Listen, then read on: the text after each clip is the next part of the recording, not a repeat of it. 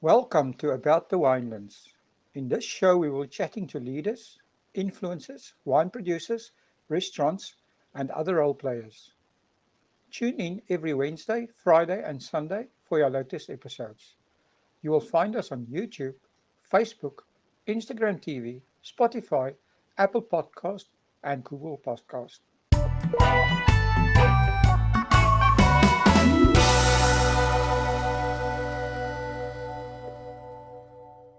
Before we start the show, I need to share something really exciting.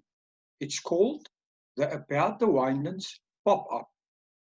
And if you want to get your customers excited about your lockdown or online specials, you need to email us right now. Email us at visitthewinelands@gmail.com and add Winelands pop-up to the subject line. Who knows? We might just make you an offer you cannot refuse. That is visitthewinelands@gmail.com. Now, on with the show. Good day, everyone, and welcome back to About the Winelands. Today, I'm speaking to Abigail Bisogno. Abigail is the founder and the owner of the Spice Route in Paarl. Good day, Abigail, and welcome to About the Winelands. Hi, nice to be here. Well, it's our pleasure having you. So, Abigail, tell us a little bit about yourself, your history, and how you started the Spice Route. Okay, so just to let you know that Charles Back is my business partner and my brother in the Spice Route. So we are shareholders and completely joined at the hip when it comes to the Spice Route and make all the decisions collectively. How it all came about, I grew up on Fairview Wine Estate. My parents were Beryl and Cyril Back, and half of the Back family were divided into fashion people and the other were farmers. And I decided to go the fashion route. So I spent 35 years of my life in corporate, primarily in the fashion industry, all with the Fashini Group. And until Charles twisted my arm and said to me, I was actually away overseas on holiday, and I got a call from him, and he said that Seidelberg was coming up for sale right next door to Fairview Wine Estate. And he said that a farmer only has one opportunity in his lifetime to buy the land right next door, his own farm. I think Charles has managed to do it 3 times in his life. Wow. I partnered with him in buying Seidelberg, and we then turned it into the Spice Route. Awesome. When did you start with this? When did this happen? I left the Fashini Group in 2013, and Charles had already started about the year before.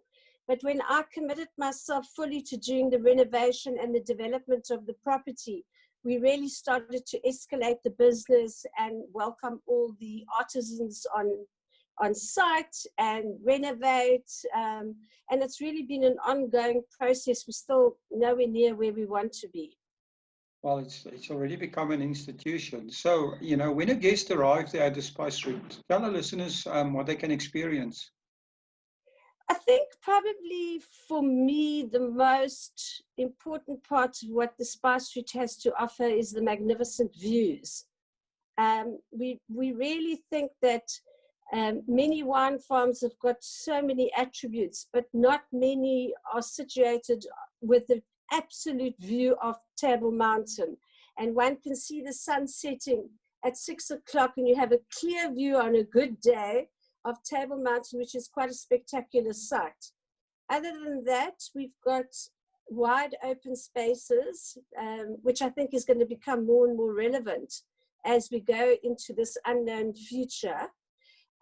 We've got 3 restaurants, we've got wine tasting, we've got a chocolate factory, we've got CBC breweries, we've got Red Hot Glass, we've got My Gift Store, we've got Brenda's Delicatessen. So there's endless opportunity for everybody to do something that suits their palate or their lifestyle. But for me, the most important is the natural beauty of the situation and the value that it finds itself in. Yeah, I just can't believe it. It's also a family destination, right? I think that's really what we try to capitalize on. We've put a kiddies playground there as well, and I'm hoping to do more of that. It's all natural. We encourage families, we encourage the kids to run around.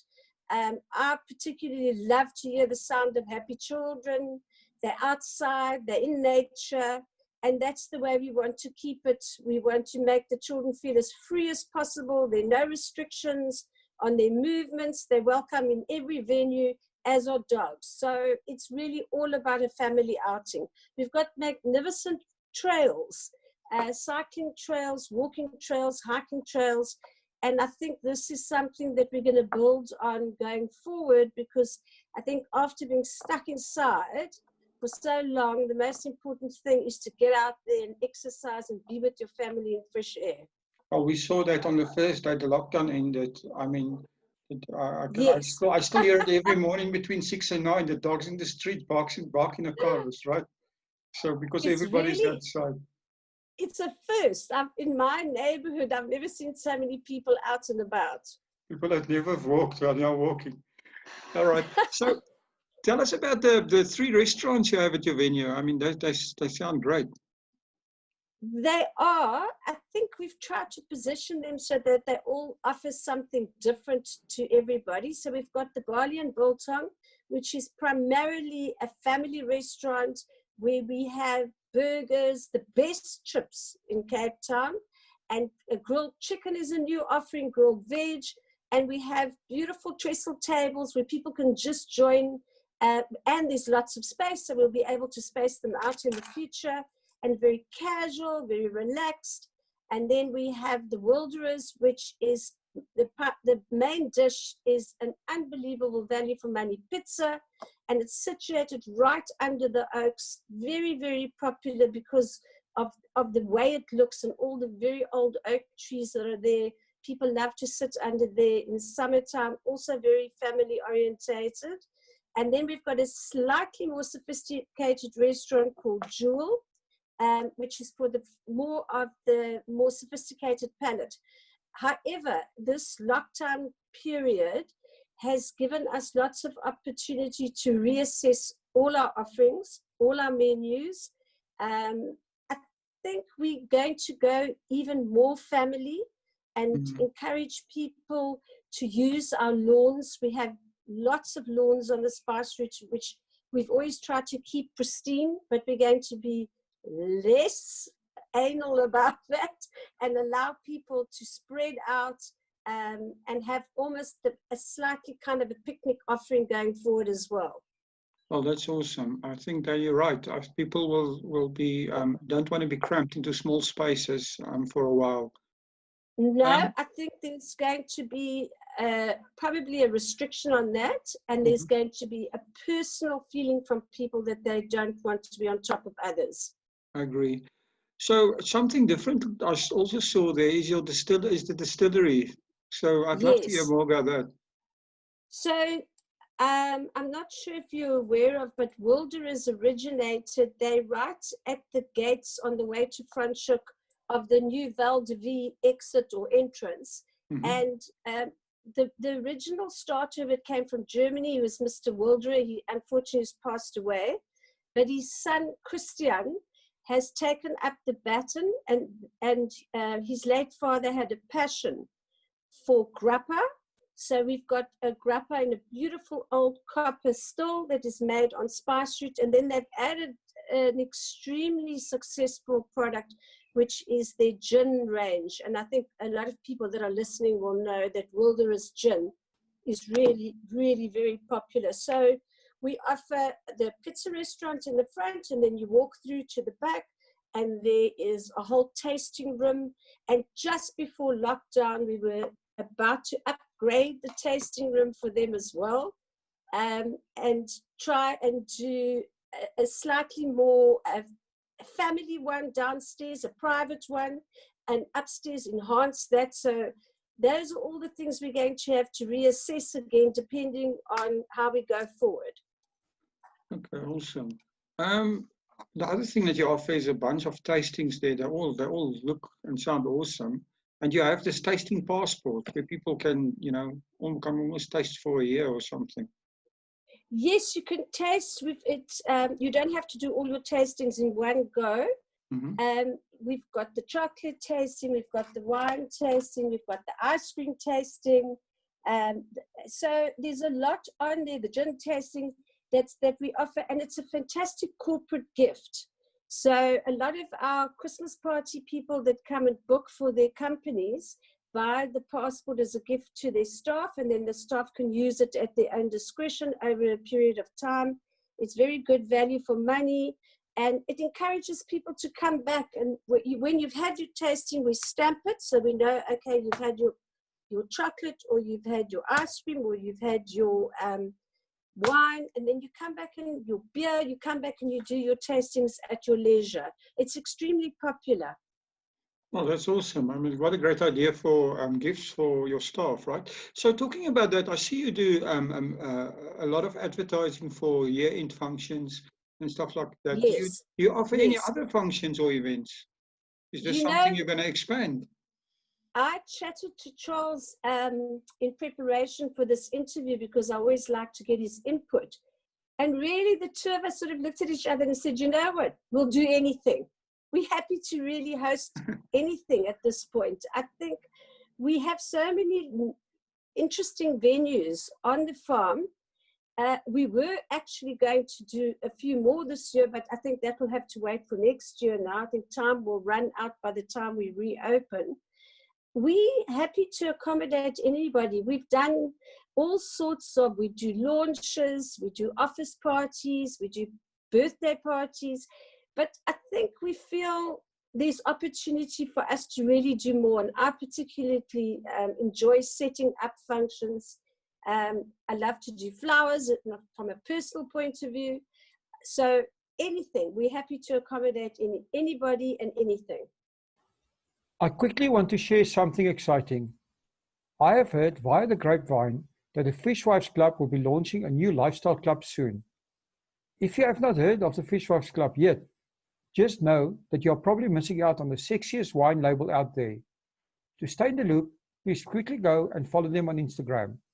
The Instagram handle is at the Fishwives Club Lifestyle. Let me repeat that. At the Fishwives Club Lifestyle. Now, on with the show. Well, I think you're touching on this all the time, but the coronavirus has forced all of us to rethink our business models, right? So what other new ideas have you got in mind besides, just, do you have anything new that we can expect Yes. from? Oh, tell us. Yeah, I'd love to hear. I think we've got, well, I'm not going to disclose what was on plan. We had some really interesting things before, which was basically looking at more children's activities, but I'm not quite sure where our partners stand on that, but they were extremely exciting. I think how we're feeling at the moment is that we want to integrate a lot of our business together and make them more powerful as a team. So encourage a lot of pairing with our wine now. So encourage maybe the restaurant Jewel to help with more charcuterie platters, come up with some interesting dishes to go with interesting wines. Charles launched a natural wine called Obscura that's made in the Spice Route cellar in Malmesbury. It's made in a quivery underground. It's an absolute natural wine. So we're very much leaning towards being more natural, being more authentic. So we're thinking, well, we've already started a vegetable garden, and our restaurants draw on that and use it. So we ask the chefs, what are your particular vegetables or herbs that you like, and seasonally, and then we plant it for them. I think that's something that we feel we must grow. And so we'd be more farm to table, more seasonal dishes. So the menu will change according to the season.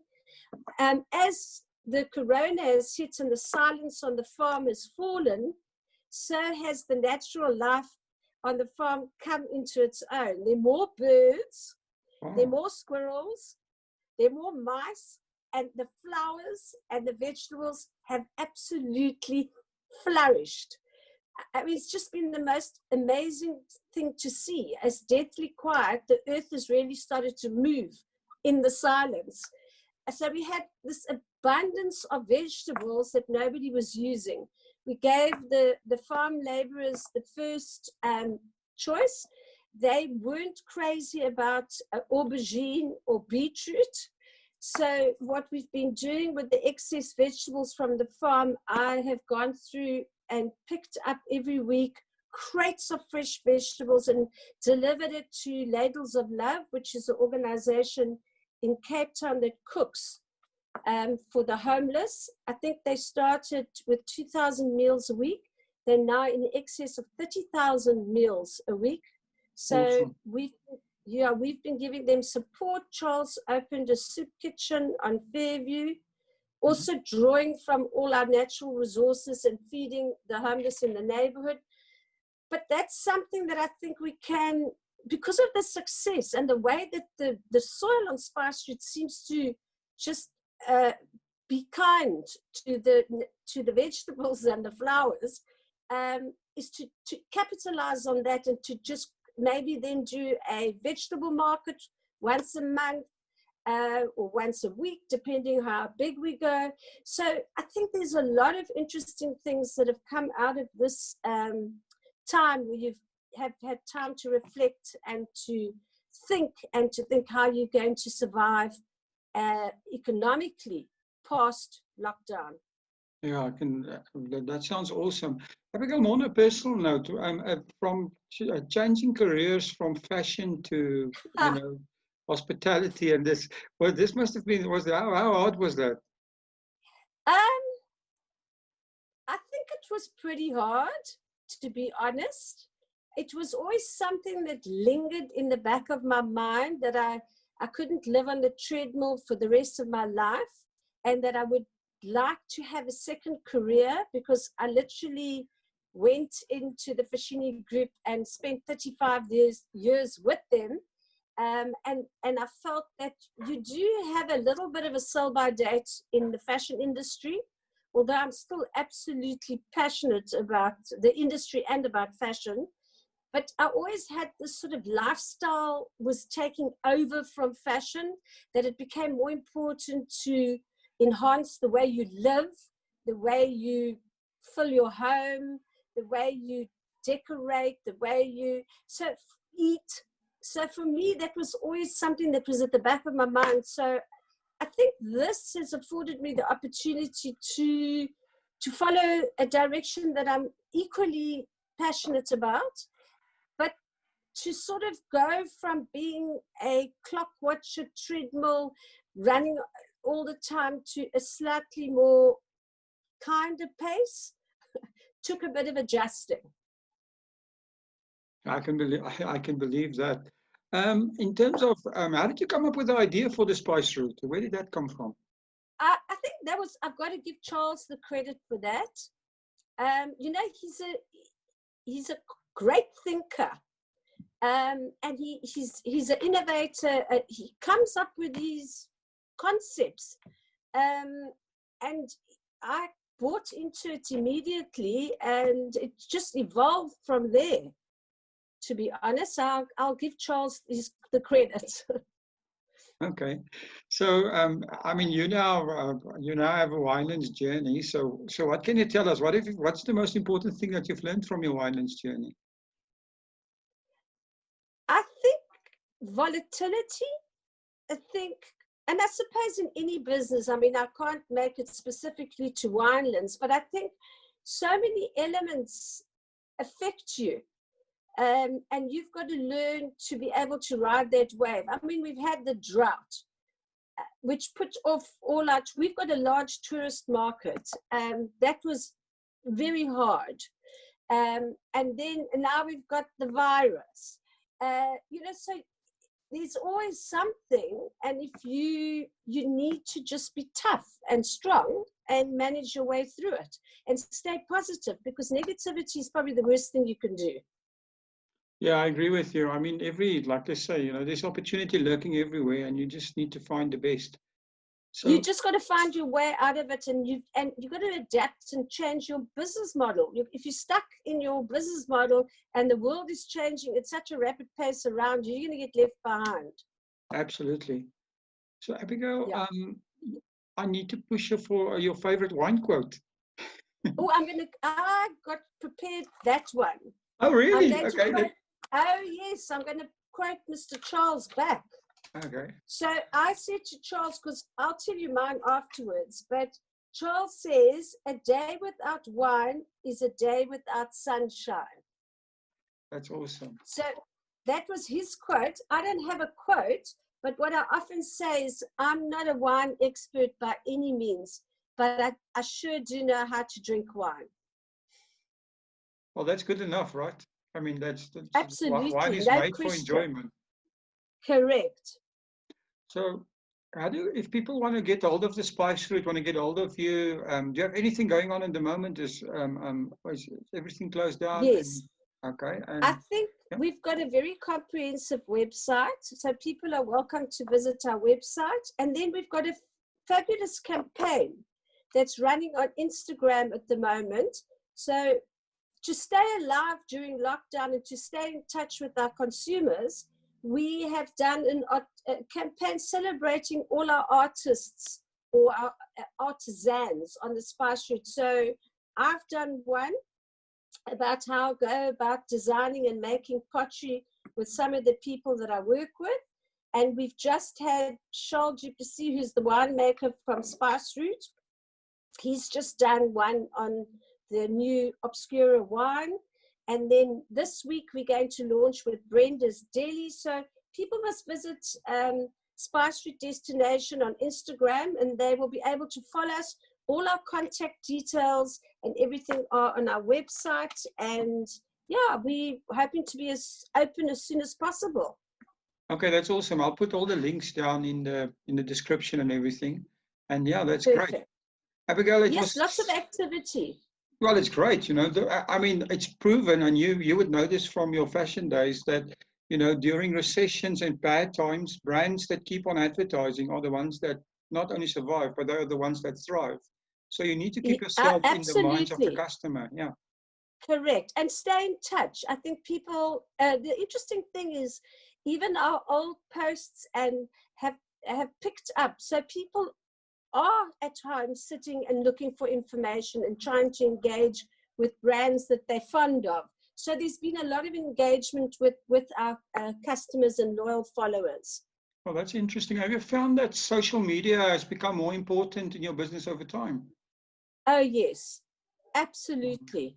Absolutely. I mean, Charles did a fantastic campaign for Fairview on wine sales online. You can go and have a look at it. And there's just been it's just a lot of fun. I mean, he always puts a fun element into it. So there's been a lot of engagement. It's been very important during lockdown. I love their April Fool's campaigns over the years. I don't know, it's been so good, right? I was one of the fools. Oh, my word. Abigail, it's been such a pleasure talking to you, and good luck with everything. And thank you for spending the time. We really appreciate it. Well, I hope you're going to come and visit when we are allowed to have a glass of wine on the lawn. Absolutely. I won't miss it for the world. I wanted to see Okay, that I'll beautiful hold you mountain. to that. Good. Thank you. Thank you so much. Thank you for supporting our show. If you would like to get more exposure for your business, please have a look at our sponsorship options. Thanks again for supporting About the Winelands. Please follow us on YouTube and on our social media channels. All details and links are in the description.